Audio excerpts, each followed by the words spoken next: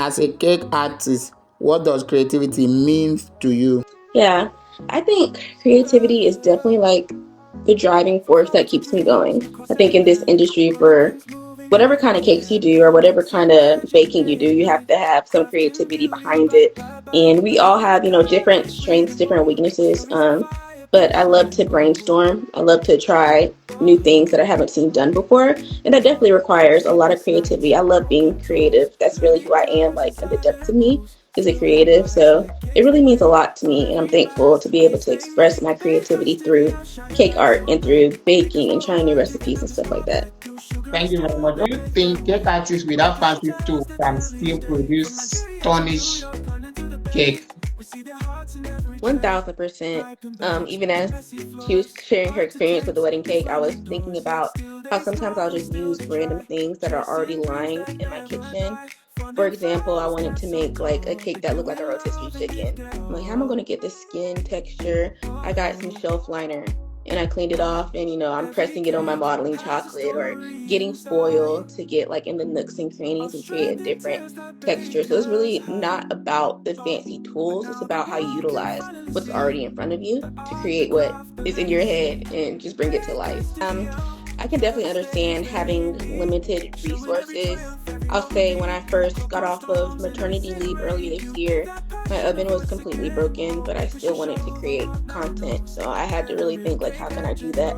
So I ended up using grocery store cakes, and just repurposing them and creating something beautiful out of them. And that ended up being my most popular series I've ever done on my page. And even just using the tools that I have on hand when I wasn't able to afford, more, or making homemade modeling chocolate and homemade fondant, because those things can be really expensive, but I can make it homemade for like $5-10. So just utilizing what I have in front of me, getting like cheap paint brushes, sculpting tools, or even using like the back of my paintbrush to sculpt on my cake instead of getting like super fancy and expensive tools. And I think even trends are birthed out of not having a lot, like using what you have in front of you and creating something beautiful. I think that's where a lot of creativity is born. A lot of trends are birthed through that. So I don't think we should allow lack to stop us. How can a cake artist improve in creativity without spending so much? Yeah, I would say it's not necessarily the tools that are going to get you to a level of success. It's more so the skill. It's more so like the grit and the time that you're willing to put into your craft. And it's more so about failing forward, because it's inevitable. We're going to fail in this industry at some point. But what we do with those failures really shapes the creative, the baker, the cake artist that we are. And utilizing those failures as lessons and saying, okay, what can I do differently moving forward, rather than going and buying a new fancy tool that I saw scrolling on Instagram. Because, social media, they're always trying to sell us something, even outside the cake world. So just making sure we're using what we have and really garnering those skills. So I know it's easy to go out and buy a bunch of things before you even start, with any hobby really, but you can start now. You have hands. These are my favorite tools in the kitchen, truly, especially with cake sculpting. So How were you able to create that art for yourself? for me, I think it kind of sort of ties back into failing forward and just being willing to take risks. Because a lot of the things that I do are things that I haven't seen before. And we live in a day and age where tutorials and things like that are super accessible now, which is incredible for cake artists. There's like a lot of free stuff on YouTube. But when I search like, oh, how do I make an oxtail cake in an edible to-go plate, I'm not going to see that on YouTube. So I have to kind of be willing to teach myself through that. And like she was saying earlier, pray like, okay, how am I going to make this? I need some pointers here. And yeah, that's been really helpful for me. I like to think outside of the box, and I love to challenge myself in doing things that I haven't seen done before.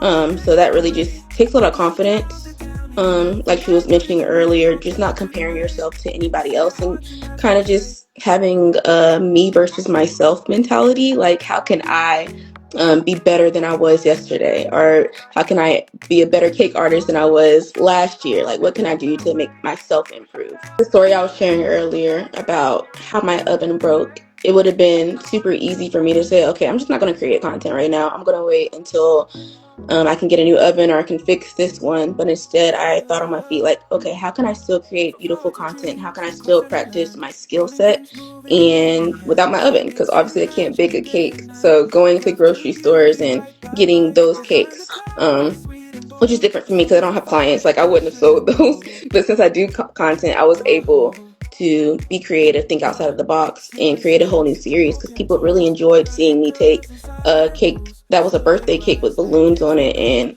transform it into a seafood boil. Like, people really enjoyed that. So I think some of your best ideas are birthed through limited resources because you really have to force yourself to think instead of giving up on yourself. Like, okay, I obviously can't do it now. I don't have X, Y, and Z. Forcing yourself to think, okay, how can I still accomplish this with what I have in front of me? What are the small daily practices that can grow a baker creativity? Daily, yeah, I would say just take some time to brainstorm every day. And dream. Allow yourself to dream like a little kid. I feel like as we get older, like sometimes it's easy for the dreamer in us to kind of fade away. But just allow that imagination to continue to grow. Brainstorm and even find people you can find inspiration from and things of that nature. Connect with other bakers and things of that nature as well. Because we all do have like different strengths and weaknesses, and we can glean from each other in that. And just finding a support system as well. But I would say start by dreaming every day, even if it's 5 minutes. Like, one day I want to be able to make this kind of cake, and I think this is how I'm going to do it. I have like a list on my phone of all types of cakes I want to make. So just allow yourself to dream. Bakers Studio, shining light so bright on Bakers Worldwide.